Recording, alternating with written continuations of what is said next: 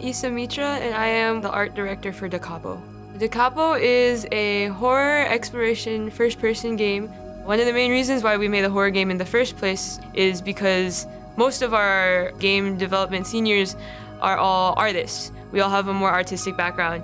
So something that has a little bit more visual storytelling was definitely the way for us to go rather than something more, let's say, like combat intensive.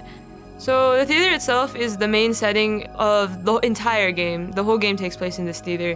When we're planning different props or even just like different rooms in the theater, we start off with a reference board or a mood board where we kind of compile different images. Sometimes we'll like take screenshots from videos. One of the things that we've been using as a really nice reference is this walkthrough video of an old theater somewhere on the East Coast. So we've been taking screenshots from that and using that as reference and as inspiration. Each week, either I will assign certain props to certain people or I will present a list and they're free to take which ones they feel they can confidently model in a way that can be game ready. Once I have my reference gathered, I'll start in Maya with a primitive shape like a cube or a cylinder. And I'll start molding that cube, extruding faces, cutting into it, that sort of thing to create shapes. And I'll try to match my reference as closely as possible, whether that's looking at it to my side or even just placing it directly behind what I'm modeling it and almost tracing. Once I'm done modeling, I'll tell the program how to texture the model by unwrapping it. And unwrapping is like in geometry class when you're folding up a paper cube. We're doing the opposite, where we're taking that cube or that shape and unfolding it so that we can place a 2D texture image on it. So usually what ends up happening is once they model their base prop, they will send it into our Google Drive and it will go through me. I'll review it, make sure everything checks out, everything looks good before they continue working on it. Along with that, Grant will also take it into Unreal just to make sure that it looks good in accordance with everything else that we have. And from there, we can offer suggestions, ask for some edits, and so far that's worked out fairly well. And we've come out with a group of assets and props that are cohesively in the same style.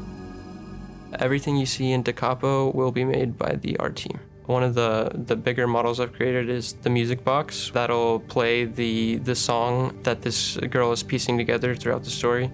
Other than that, I've created various props, box office, a desk, a guitar, certain things like folding chairs, theater chairs, curtains, wall lights, things like that, just to fill the environment. So the art team consists of myself, JP Diodati, Taylor Prudencio, Michaela Daly, and Emmanuel Okeke. Definitely, I think one of the most rewarding things from an artistic standpoint is just seeing everyone coming together, making all of these different props, all these different pieces, no matter how big, how small, and coming together to make like one cohesive project. It's been really nice. My goal has always been to join a team at some point. I've loved games, and working on a big game in a team would be ideal for me. So getting to experience that in my senior year is nice. Over the course of time, I've definitely learned to trust my team a lot more, which I think is really important as a lead. She's really organized, and I think she's a great production lead. She handles us all well, and she also contributes a lot to our models. Being able to look at a team and kind of see, oh, this person is really good at helping out others that need help in modeling, or this person is really good at texturing, this person is really good at doing hair or facial features. Being able to pick that out and in turn use that to your advantage by assigning them things that will play to their strengths is definitely a lesson that I've learned and will use in the future when I have a job in the game industry. Yeah, it's definitely been a learning experience.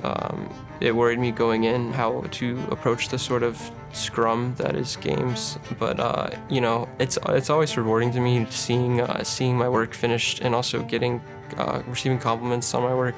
Just seeing that your work is accepted by the team is good, and at the end of the day, accepted by the players. Right now, it's been pulling a lot of things together in like just files on a Google Drive. But you know, I'm excited to eventually see what it all looks like thrown together. As of right now, one of the main things that we're focusing on is our character models. Some of our major character models are, since there's such a big focus on them, they have to be very detail heavy, very realistic, which is a little bit difficult when you're making a character from scratch to look as lifelike as you can. And then along with that, we're also working a lot on environment design, so mainly taking the assets and props that we've already made, already textured, already built, and putting them into the different rooms and planning it out in a way where it looks aesthetically pleasing to the eye, but also works with the gameplay and the character path that the player will be taking. Thank you for watching this video. If you'd like to see more videos like this and continue to see the progress of Da Capo, please subscribe to JP Catholic's YouTube channel.